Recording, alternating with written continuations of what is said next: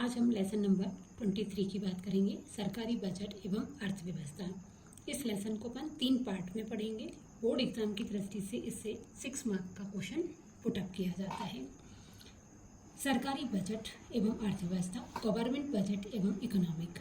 साधारणतया हम सभी जानते हैं कि बजट किसे कहते हैं, जिसमें आय और व्यय के बारे में, इनकम और एक्सपेंडिचर के बारे में बताया जाता है कि इनकम कहाँ से प्राप्त करते हैं और एक्सपेंडिचर कहाँ करते हैं, व्यय कहाँ करते हैं, उसे हम क्या कहते हैं, बजट कहते हैं।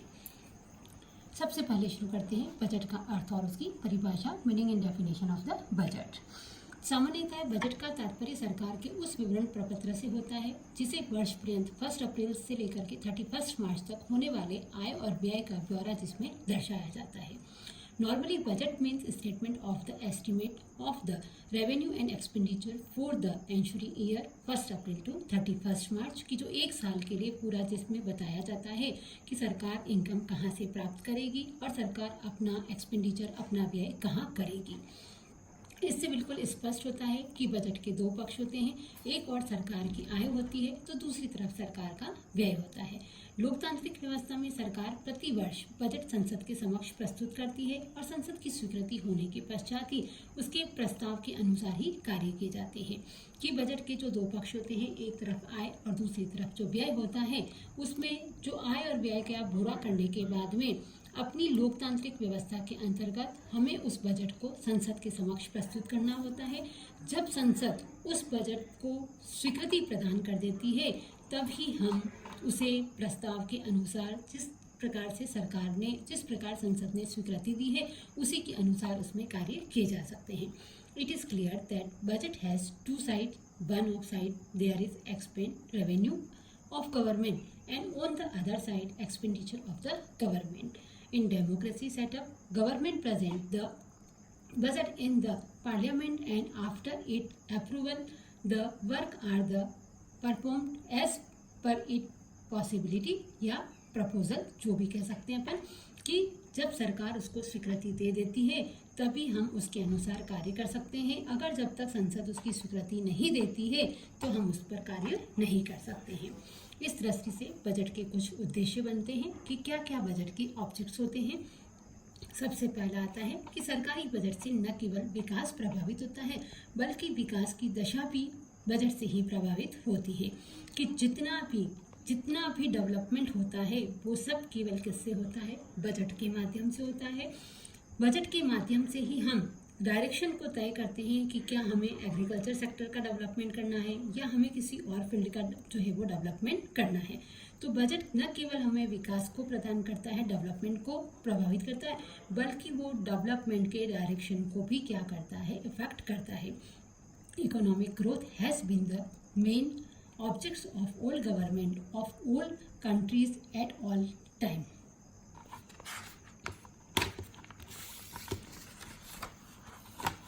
By government budget not only development is affected but direction of development is also determined by the budget. दूसरा आता है उत्पादन के बढ़ाने में भी बजट की भूमिका महत्वपूर्ण होती है।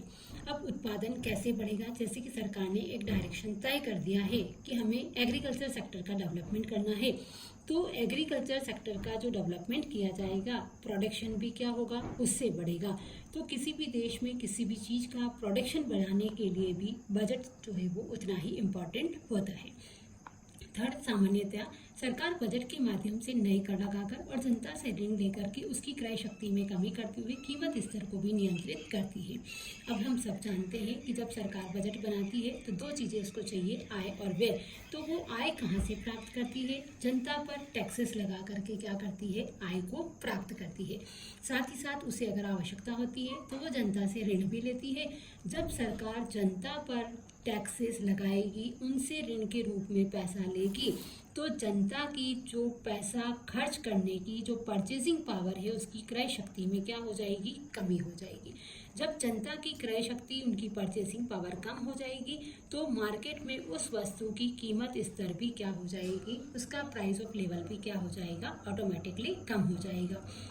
Normally, with the help of the budget, government levies new taxes and the borrow from the public to reduce the purchasing power for controlling price level, और उससे प्राइस अपने आप से क्या हो जाएगी, कंट्रोल हो जाएगी। फोर्थ पॉइंट आता है देश के आर्थिक और सामाजिक विकास को भी वो गति प्रदान करता है। बजट जो होता है वो मल्टी डायमेंशन का काम करता है, बहुमुखी विकास का काम करता है। वो न केवल आर्थिक और सामाजिक बहुत सारे सेक्टर्स को वो क्या करता है, गति प्रदान करता है।